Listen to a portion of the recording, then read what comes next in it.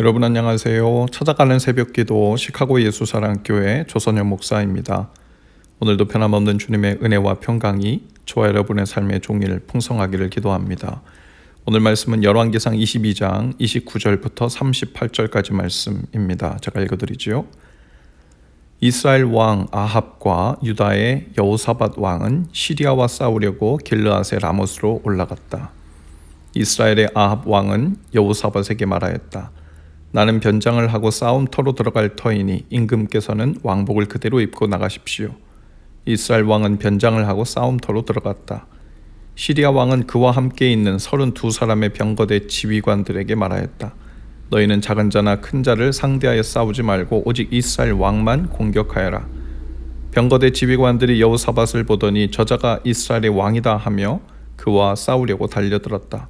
여호사밧이 기법을 하여서 소리치니 병거대 지휘관들은 그가 이스라엘의 왕이 아님을 알고서 그를 추적하기를 그만두고 돌아섰다. 그런데 군인 한 사람이 무심코 활을 당긴 것이 이스라엘 왕에게 명중하였다. 화살이 갑옷 가슴막이 이음새 사이를 뚫고 들어간 것이다.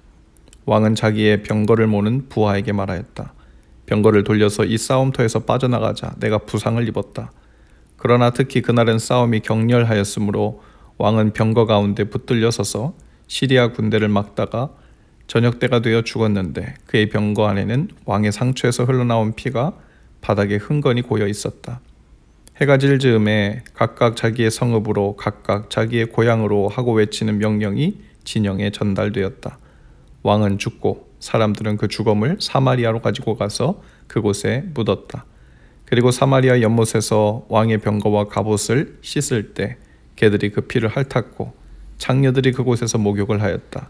이렇게 해서 모든 것은 주님께서 말씀하신 대로 되었다. 아멘.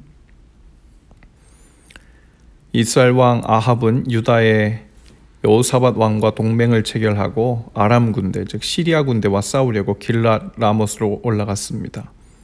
그리고 아합은 자신이 예언대로 죽게 될까 봐 두려워하여 변장을 합니다. 그리고 싸움터로 들어갔죠. 그는 사람의 눈을 속일 수 있다고 생각했습니다. 그러나 하나님의 눈은 피할 수 없었죠.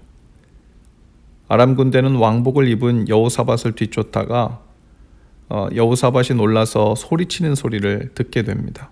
그리고는 그가 아합이 아니라는 것을 금세 알아채게 되죠. 아마도 일전의 두 번의 전쟁으로 인해 아람 군대는 아합의 목소리를 기억하고 있었던 것으로 보이죠. 그리고 왕인 줄 모르고 무심코 쏜 화살이 아합에게 부상을 입혔고 부상을 입은 아합은 저녁 때까지 아람 군대를 방어하다가 죽었다고 했습니다. 아합은 잠시는 자신의 잔꾀로 목숨을 부지할 수 있었지만 그도 하나님의 심판 앞에서는 피할 방법이 없었죠. 결국 하나님의 말씀대로 되었습니다. 그는 아람, 즉 시리아 군대와의 전쟁에서 무심코 쏜 한 병사의 화살에 심판을 받게 된 셈이었습니다.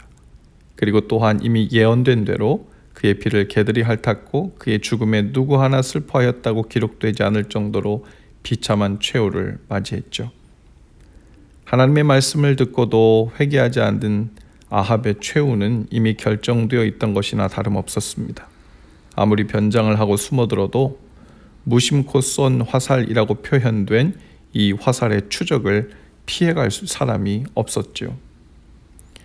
무심코 쏜 화살, 바로 그 화살이 아합의 갑옷의 이음새, 그 약한 곳을, 그 좁은 곳을 정확하게 뚫었다는 표현은 참 대조적입니다. 무심코라는 말은 우연히 그렇게 된 일처럼 보이나 하필 그 갑옷의 이음새 사이를 맞추어 하나님 앞에서 우상 숭배로 악독했던 아합이 말씀대로 심판을 받게 되었다는 말이죠. 사람들의 눈에는 무심코 쏜 화살처럼 보였겠으나 이음새를 비집고 들어가 아합을 심판하는 화살이 되었다는 사실을 우연이라고 말하기 어려울 것입니다. 마치 소년 다윗이 어찌어찌하여 던진 물맷돌이 하필 골리앗의 이마에 명중하여 한 방에 쓰러졌다는 것의 사실에 대해 하나님을 알지 못하는 어떤 이스라엘이나 블레셋 진영에 있었던 군사들은 그렇게 표현했을지도 몰라요. 다윗이라는 소년이 무심코 던진 돌멩이가 하필 골리앗의 이마에 명중하여 쓰러졌다. 오늘 우리가 살아가는 동안 우리도 수많은 무심코, 하필, 우연히, 어찌어찌하여 라는 이름이 붙여진 하나님의 손길을 마주하게 될 것입니다. 물론 우리 주위에 일어나는 모든 일들에 대해 우리가 생각하고 싶은 뜻과 의도를 담아 그것이 하나님께서 하신 일이라고 연결시키는 일은 조심해야 할 일입니다. 거기엔 우리의 죄, 우리의 선택에 의해 기이한 일들이 상당하기 때문이죠. 우리의 반복적인 선택에 의해 그리고 그 의도에 의해 일어난 일들을 가지고 왜 하필 하나님께서 내 삶에 이런 일을 이루셨냐고 말하는 것은 부당하기 때문이죠.